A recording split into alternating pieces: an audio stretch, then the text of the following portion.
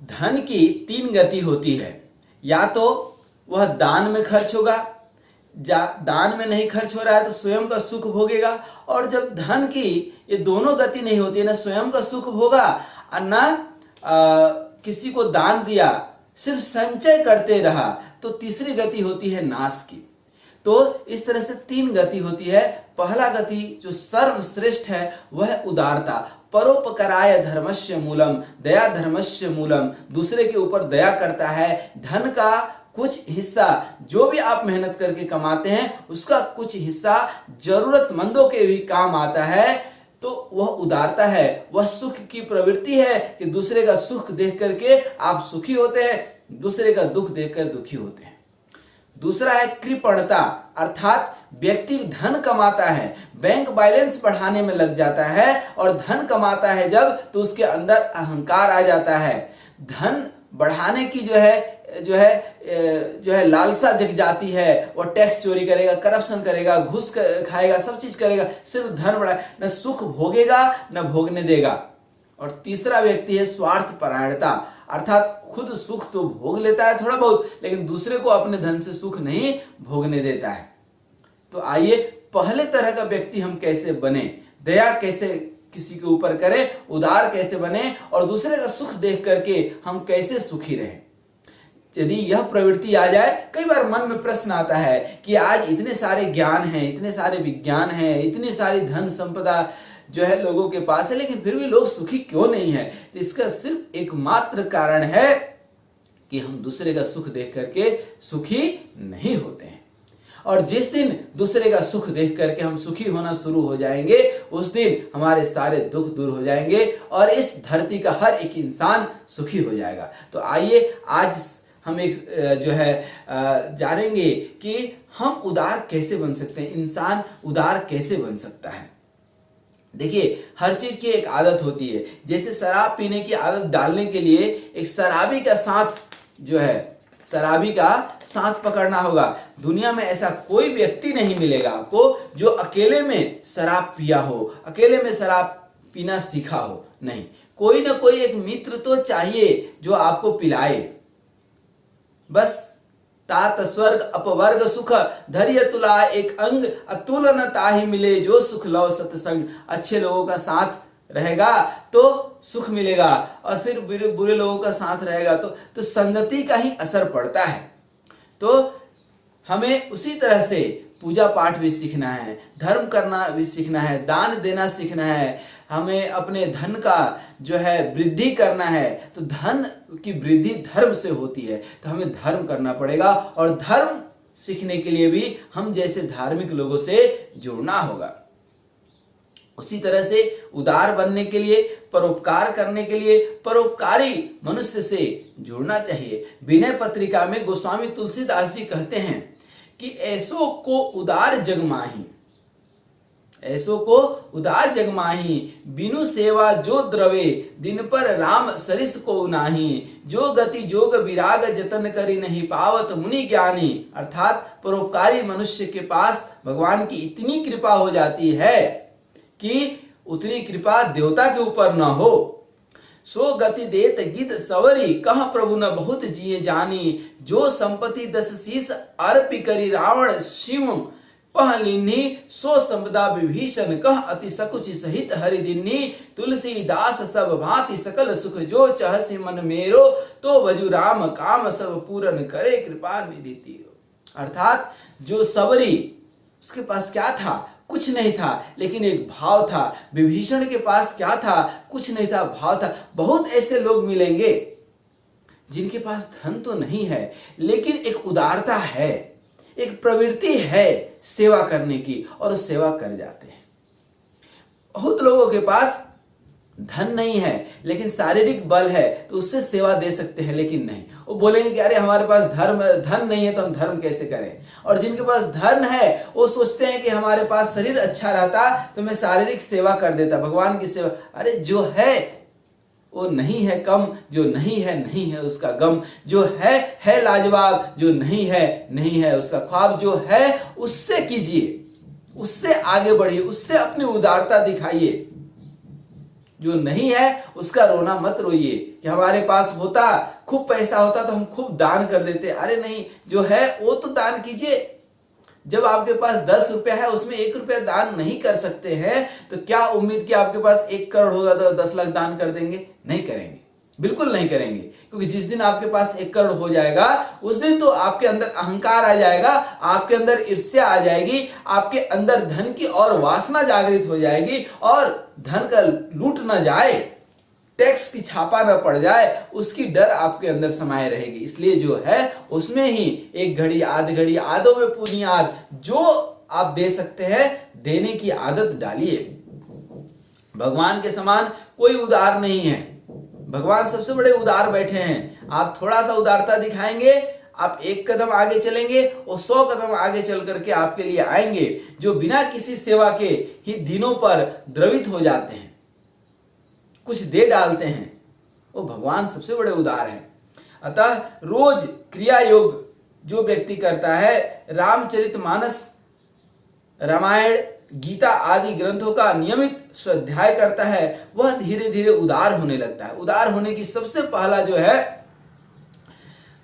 जो स्टेप है, पहला जो लेवल है, वो यही है कि आप धर्म ग्रंथों का अध्ययन करें। यह परिवर्तन मैंने कई लोगों में देखा है। उदारता एक सत्व गुण है जो भगवत भजन से अपने आप आने लगता है। आप जो भगवान का हृदय से भजन करते हैं, तो उदारता, परोपकार, दया, ये सब स्वयं आपके अंदर डेवलप होने लगता है।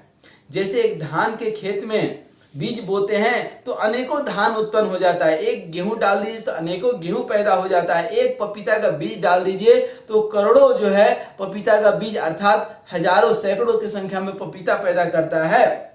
उसी तरह से जो आज दूसरों को सुख पहुंचाने का उद्देश्य से कार्य करता है, उसे भी उसके अनुसार ही सुख प्राप्त होता है। देने का सुख लेने के सुख से बहुत बड़ा होता है। खाने से खिलाने का सुख अधिक होता है। दूसरों की प्रसन्नता में ही अपना सुख छिपा होता है। ये समझदार लोग ही समझ पाते हैं। अतः जो भूखा है उसे अन्न से तृप्त कीजिए, उसे पेट भर करके भोजन कराइए। जो निर्वस्त्र है उसे वस्त्र दान में दे दीजिए, और जो दरिद्र है उसे सम्मान दीजिए।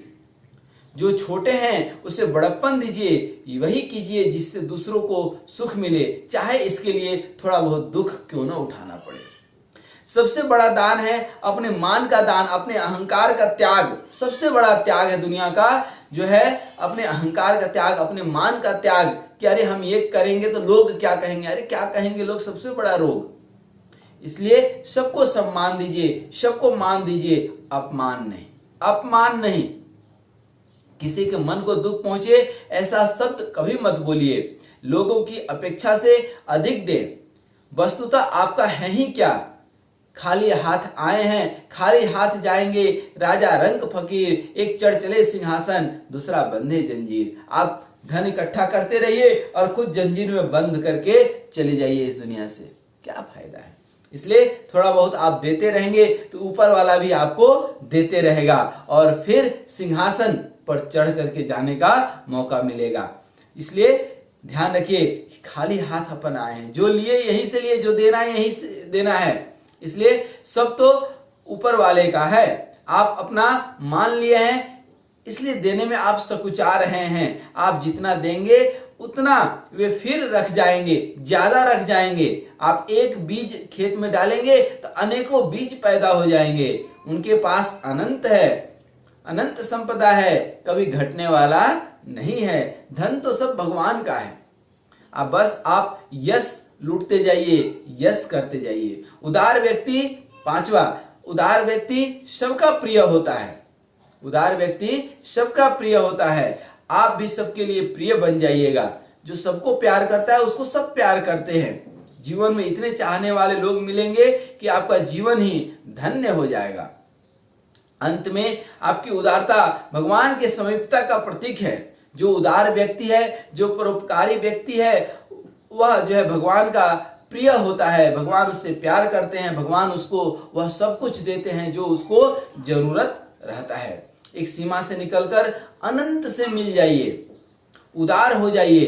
उदारता के सुख को समझने के लिए एक छोटी सी कहानी सुन लीजिए। नवीन और प्रवीण दो भाई थे। नवीन और प्रवीण दो भाई थे, दोनों में बहुत प्रेम था। नवीन को एक लड़का रमेश तथा प्रवीण को एक लड़का और एक लड़की थी।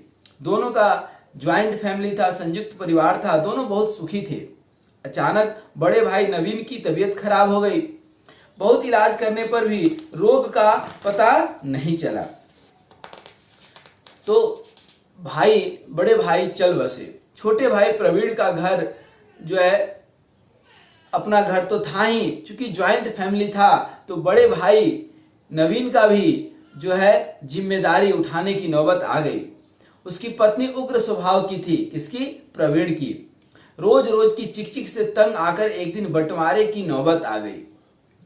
जैसा कि प्रायः होता है, रमेश मिलने वाले हिस्से से संतुष्ट नहीं था। दोनों के न सिर्फ घर बटे बल्कि दिल भी बट गया। यही होता भी है ज्यादातर घरों में, भाई भाई में। जो भाई जो है एक माँ के उदर से पैदा हुए, और भाई तो भगवान के भरोसे मिलता है, उसमें आपका हक नहीं होता है कि कैसा भाई मिले, नहीं, वो तो ऊपर वाला आपको जो दे दिया स्वीकार करना पड़ेगा। और बड़े प्रेम से लोग रहते हैं। और मैंने कई बार सुना भी है, कई लोग बोलते हैं कि अच्छा ये मेरा भाई तो लक्ष्मण के तरह है, और जो है बोलते हैं कि ये तो चंद्रमा की तरह हमारी बहन है। और वही जो है कुछ दिन के बाद, बड़े होने के बाद, ये संपत्ति के लालच के चलते जब दिल भी बट जाता है, संपत्ति बटी तो बटी, दिल बट जाता है। और कहते हैं कि जो है अब क्या आगे, चूंकि घर घर देखा, हर घर का यही लेखा जोखा। तो एनीवे जब बंटवारा हो गया तो दोनों जो है अपने हिस्से से संतुष्ट नहीं थे।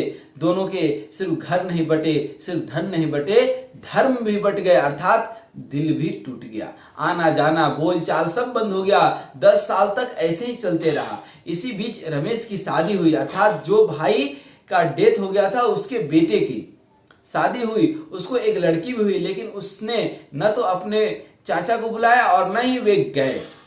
चाचा भतीजे की मुलाकात बीच बीच में कोर्ट में हुआ करता था, क्योंकि धन संपत्ति का केस चलते रहता था।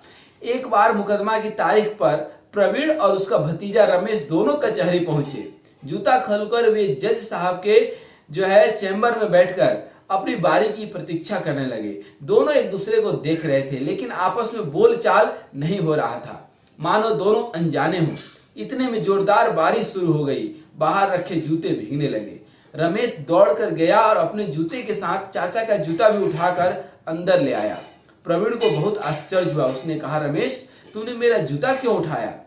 चाचा जी, बरसात में आपका जूता भीग जाता इसलिए हमने उठा लिया। यह भला मैं कैसे देख सकता था? प्रवीण ने कहा, तुम्हारे मन में इतना अपनापन का भाव है, और एक मैं हूं कि तुमसे जमीन का केस लड़ रहा हूं। मुझसे नीच व्यक्ति और कौन हो सकता है? भाई तुम मेरा जूता उठा रहे हो और मैं तुम्हारे ही अगेंस्ट में केस लड़ रहा हूं।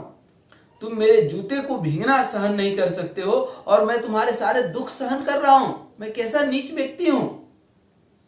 तो मैं चाहे जितना पूजा पाठ करूं, भगवान को जितना मनाऊं, लेकिन भगवान मुझे माफ नहीं करेंगे, क्योंकि जो इतना उदार व्यक्ति है उसके प्रति हम जो है लड़ाई लड़ रहे हैं। रमेश की आंखें डबडबा गई। उसने कहा, चाचा जी हम तो आपके सामने बच्चे हैं। मैंने जो आपकी अवहेलना की उसके लिए क्या आप हमें माफ करेंगे? आप चाहें तो मेरे हिस्से की भी जमीन ले लीजिए, लेकिन मुझे पराया मत समझिए, मुझे अपने स्नेह से वंचित मत कर दीजिए। जब से आपने मुंह मोड़ा है, मेरा जीवन जो है, मेरे जीवन की सारी खुशियां खत्म हो गई है। लगता है मेरा कोई नहीं है। अब प्रवीण भी अपने को रोक नहीं सका। अपने भतीजे को सीने से लगाकर फक कर रोने लगा।